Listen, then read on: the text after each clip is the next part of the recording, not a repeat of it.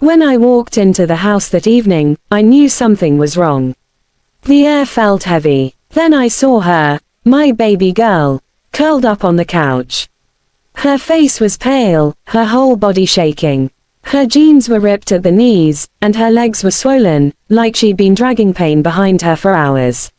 "Mom," she whispered, her voice trembling. "It hurts so bad." I dropped my keys. And in that same moment, I felt like I dropped my own heart too. "What happened, sweetheart?" I rushed to her side, already reaching for her hands. She looked away and said it like she was used to not being heard, like pain was just something she had to carry. "I think I broke it. I fell on the back steps, 4 hours ago." I froze. 4 hours ago? I asked, my voice tightening. I turned slowly and looked at the dining table. There sat my parents, her grandparents, and my sister. Calm, unbothered, scrolling through her phone like it was just another Tuesday. She said it hurt, my mom said, not even looking up. But she was crying too much to explain properly. My dad just sipped his drink, eyes never leaving the TV. Then my sister spoke, without even blinking. We had to pick up the dry cleaning. And get gas. She needed to toughen up anyway. I didn't scream. I didn't curse. I just walked over to my daughter, knelt down, and lifted her into my arms like I used to when she was 5. Even though she was taller now, even though her leg was clearly injured, I carried her. She buried her face in my shoulder, and I drove straight to the ER. The X-rays showed a compound fracture, small bone fragments. Infection already starting from walking on it too long. They made her walk for 3 hours. I sat by her hospital bed the entire night. She slept with her fingers wrapped around mine. I just stared at the ceiling, silent. This wasn't just cruelty. It was convenience, disguised as love. And I was done. I didn't return their calls. I didn't text back. Instead, I made my own calls, the kind that come with follow-through, not warnings. 4 days later they weren't yelling in anger. They were panicking. I filed a report with Adult Protective Services, then contacted my lawyer. I had everything. Photos of her swollen leg. The report. Notes from the doctor. And the part that shattered me, patient reports being made to walk on injury for extended period. Family dismissed pain. Delay in care may result in complications. They called themselves caregivers, but the only thing they gave my daughter was trauma. I filed for reckless endangerment negligence. And I named them all, my mother, my father, and my sister. The investigator called them on a Thursday. Simple questions. Why didn't you take her to the ER? Who was watching the child? Why didn't you provide emergency care? I wasn't there to hear the answers. I didn't need to be. Because my daughter, for the first time in a long time, was safe, and finally, learning what real love looks like. If this story moved you, please help us grow. Like, share, and subscribe to the channel so we can keep telling stories that matter. Your support means everything. Thank you. That night, after tucking her in and kissing her forehead, I sat at the edge of my bed with a full glass of wine and tears silently sliding down my cheek. Not sadness. Not regret. Relief. Relief that I had finally chosen us. The next few days were quiet, but not the peaceful kind. More like the quiet before a storm. My lawyer said we had a strong case. The state investigator was serious. They were gathering medical reports, statements, photos, everything. On Wednesday, I got another update.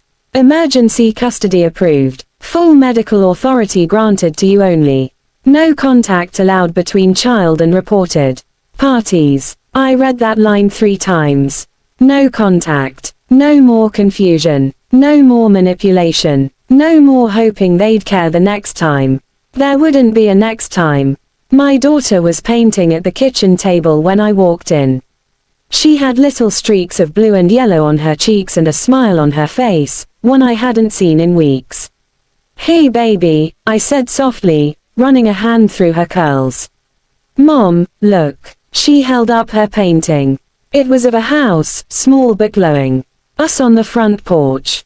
No crutches this time, just holding hands. Underneath, she had written, "Home is where people love you right." And I swear, something in my chest that had been locked up for years, finally opened. Later that week, my sister sent a message. A simple, "You're destroying the family." I didn't answer, because protecting my child isn't destruction. It's survival. Then came a voicemail from my mom. Her voice was quiet this time, not angry, just tired. "We didn't know it was that serious. We never meant to hurt her. Please, Claire, don't let this be the end of us." I deleted the message, because it was the end. The end of letting people hide cruelty behind duty. The end of accepting half-love from people who thought they were entitled to everything. My daughter deserved more, so did I. The new sitter brought cupcakes on Friday. They weren't homemade, but they were full of smiles and frosting and "How was your day?" questions. My daughter giggled and leaned into me during dinner. And for the first time in a long time, I didn't feel like I was failing. I felt like I was building. Slowly, quietly, but surely. And I knew this, when she looks back years from now, she won't remember the pain as much as the moment her mom stood up, said, "No more," and never looked back. She was asleep beside me again, arms stretched over her head like she finally felt safe, unguarded. The kind of sleep you only have when you stop bracing for pain. I leaned in close and whispered, "They don't get to hurt you anymore. Not even in your dreams." 3 weeks passed quietly. The air in our home felt different, lighter, like the heaviness had finally left with them. I didn't talk about them. I didn't think about them. They expected me to explode. Instead, I erased them. Then one afternoon, a plain white envelope showed up in my mailbox. No handwriting, no return address, just my name, typed like they were still trying to stay in control without showing their face. I opened it slowly. Inside was a printed message. Cold, distant. My mother's words, but not her handwriting. "Claire, this has gone too far. Families argue. Mistakes happen. But reporting your own blood, that's beyond cruel. Your sister is devastated. Your father hasn't slept. This is your final chance to undo what you've done. Come to the house. Sit down. Let's fix this, before you destroy everything." I stared at it, then let out a soft laugh.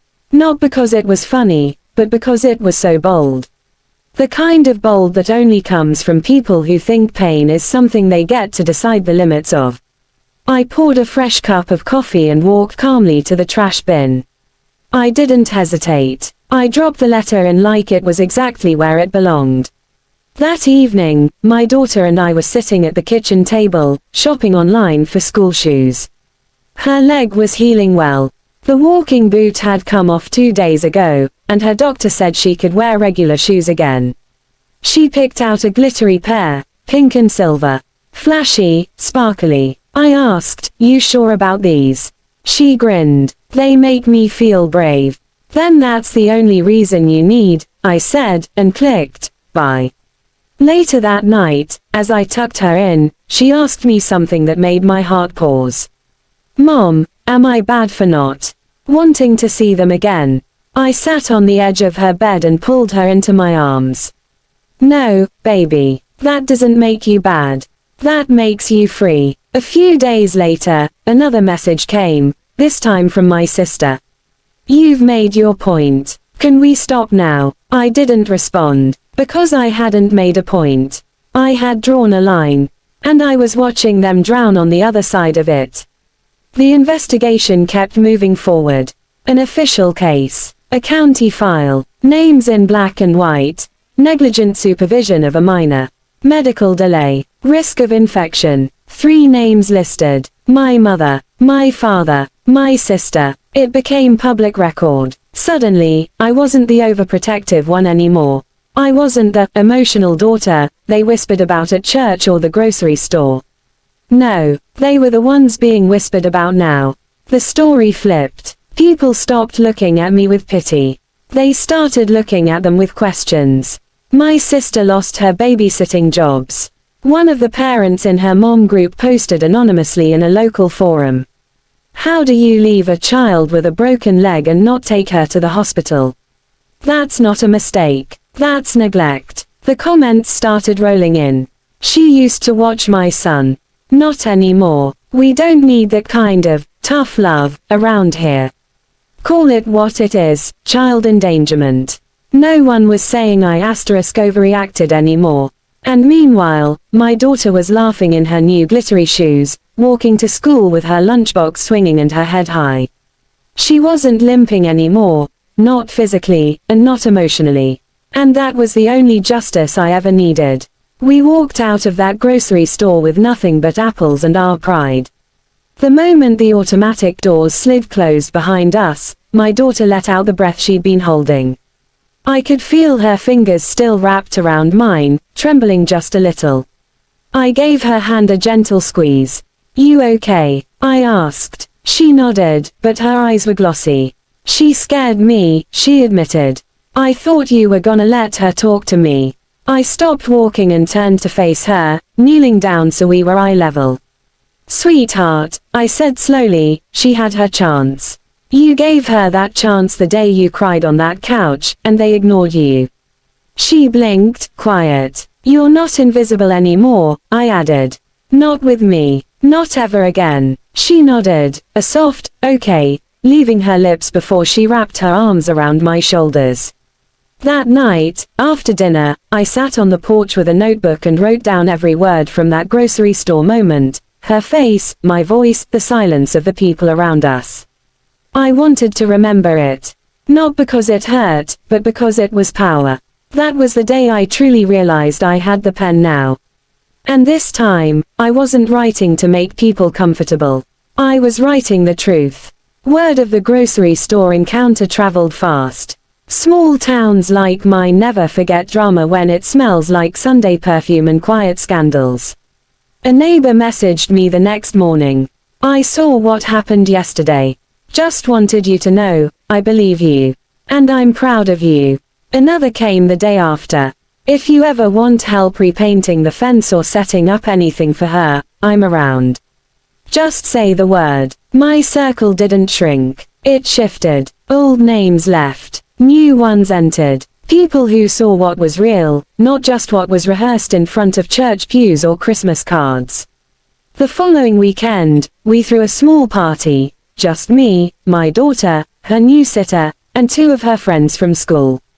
We strung fairy lights in the backyard, ordered pizza, played music way too loud. She danced in her glittery sneakers, hair flying, laughed aloud and honest. She wasn't limping anymore. She wasn't scared of needing help or taking up space. She was just a little girl again. A safe little girl. And I stood there with paper plates in hand, watching her spin in circles, thinking. This is the justice they'll never understand. The night of her birthday, I stood in the doorway with a paper plate in one hand and my phone camera in the other, watching her twirl across the backyard barefoot, laughter trailing behind her like music. The string lights above swayed gently in the breeze, casting warm golden glows across her face. Her friends cheered her on as she blew out candles on a cake she picked herself, chocolate and strawberries with too much frosting. Just how she liked it. 17 and full of life, not survival. She ran up to me after, cheeks flushed, and said, I didn't think birthdays could feel like this. Like what? I asked. She looked around at the people clapping, the music playing, the joy that didn't need to be forced. Like peace, she said simply. Like joy that doesn't need permission. And I smiled because I knew exactly what she meant. We weren't just celebrating her birthday. We were celebrating everything we walked away from, and everything we built in its place. It had been 6 months since the fracture. 6 months since the silence. 6 months since I stopped calling it family and started calling it what it truly was. A wound I no longer pressed just to feel alive. We moved, not far, but just enough. No more unexpected knocks. No more awkward grocery store run-ins. Just light, wide windows, and closets full of peace instead of secrets. The new place felt different. Safe. soft. Hours. She got her scholarship. She wrote her application essay on the day I stopped walking on pain and started walking in purpose. She never said the names. She didn't have to. The truth carried itself. One evening, as rain gently tapped the rooftop, we sat on the porch wrapped in a shared blanket, steaming mugs of cocoa in hand. "Do you ever miss them?" she asked softly. I didn't lie. Sometimes, I miss the idea of them. The version I hoped they could be. She nodded slowly. "Me too," she said. "But I love what we have more." She laid her head on my shoulder, not out of fear, not out of needing comfort, but out of love. Pure, warm, safe love. No apology behind it. No tension. Just peace. The final report came in the week before her birthday. Case sealed. Protective order finalized. They can never contact her again without a court's approval. But they haven't tried. Not since they realized I wasn't the quiet, obedient daughter anymore. I was a mother. One who now knew exactly what love is supposed to feel like, and everything it's not. We didn't just survive. We reclaimed. We rebuilt. We rose. No more guilt. No more walking on shards. No more dragging shame behind us like a leash. Just light. Just space. Just us. If this story moved you, if it reminded you of your own strength, your own worth, or someone you love, please support our channel. Like, share, and subscribe so more people can hear stories that remind them they are not alone, and that healing is not only possible, it's powerful. Thank you for being part of this journey. Stay strong, and stay free.